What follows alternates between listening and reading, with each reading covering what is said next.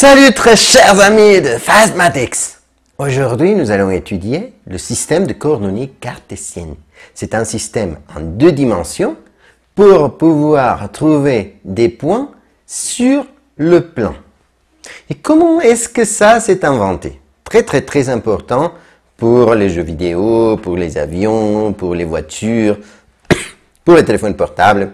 C'est une invention incroyable de René Descartes, le mathématicien, qui, un jour, était au lit, il regardait comment une mouche était en train de voler, et il s'est dit, mais comment est-ce que je peux représenter la trajectoire de cette mouche, les positions de cette mouche, lorsqu'elle s'arrête?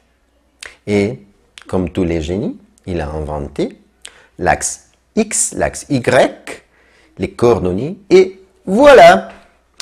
Venez avec moi, on va expliquer un petit peu ça, et on va faire un exercice.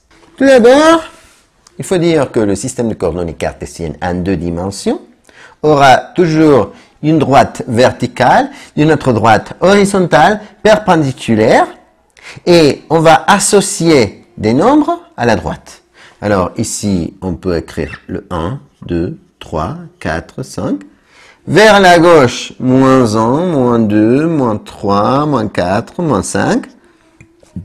Vers le haut, 1, 2, 3, 4, 5. Et vers le bas, moins 1, moins 2, moins 3, moins 4, etc. Eh bien, maintenant, il faut dire qu'il est très important de parler d'une origine. Ici, là où tout commence, s'appelle l'origine. Et la distance entre l'origine et la première unité devra être égale à la distance entre la première unité et la deuxième unité, etc. Je ne peux pas mettre ici 2 cm, et ici 4 cm, et ici 3 cm. Non. Il faut garder la même distance partout. Je peux aussi faire un petit truc. Si, ici j'ai 1, 2, 3, mais ici je vais écrire 101, 102, 103, 104, je pourrais découper l'axe et le représenter comme ça. Pour ne pas avoir une grosse espace vide, et les nombres jusqu'à là. Alors, ici, je pourrais écrire 101, 102, 103,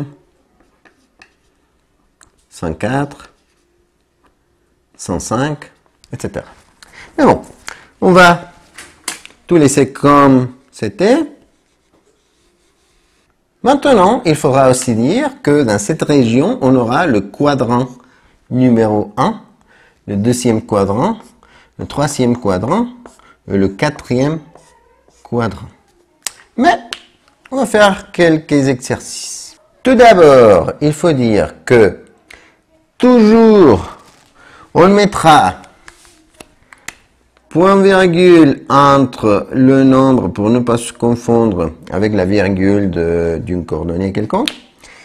Et aussi, le premier nombre sera x, le deuxième nombre va toujours représenter y.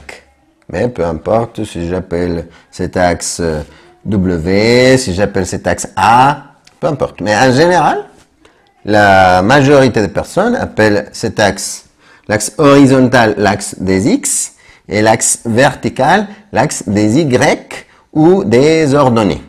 Bon, maintenant, ici c'est écrit, il faut bouger une unité vers les X et 2 unités vers les Y.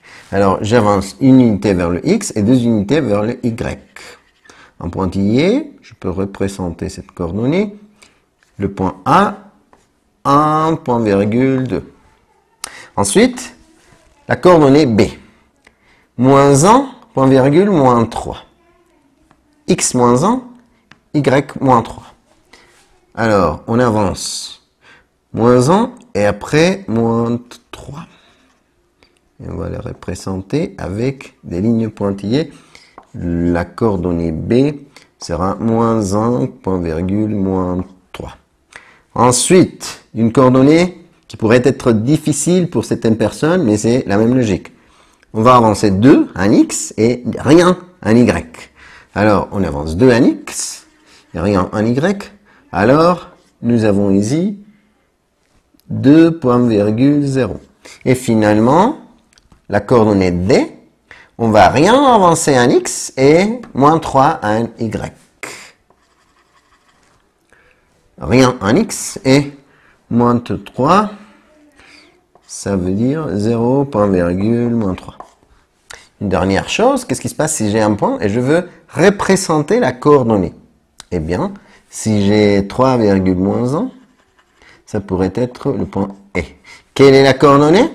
J'avance 3, 1, X, toujours on représente d'abord le X et ensuite le Y. On avance 3 et on descend une unité, point virgule, et c'est tout.